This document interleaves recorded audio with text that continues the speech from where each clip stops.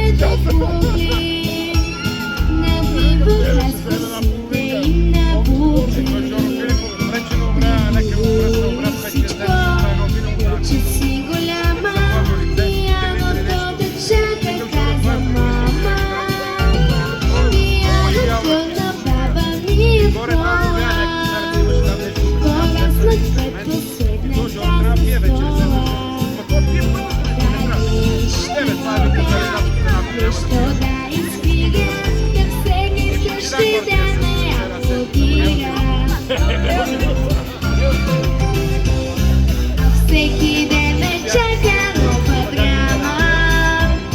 Загубене май вече време няма. Аз зная, че добрата пианистка ще се прочуе, само да поиска. А всеки ден ме чака нова драма.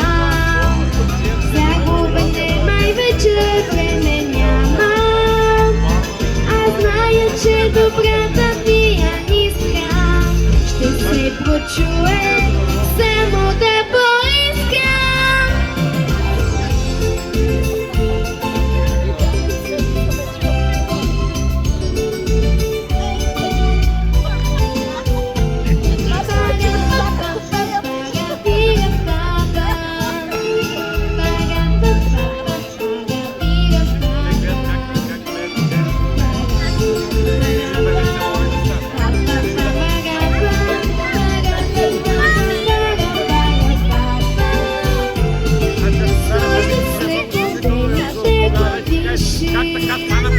Какво ли сте лъжко ме пише, а много ноти, като че лисички, така цели по дългите редички.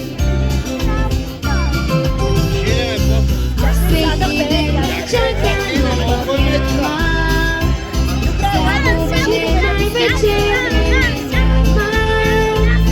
Аз зная, че добрата пианистка ще се прочуе, само да поиска.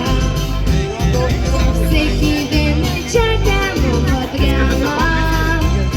Загубене най-вече време няма.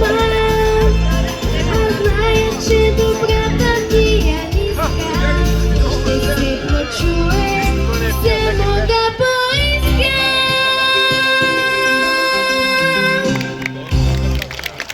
Браво!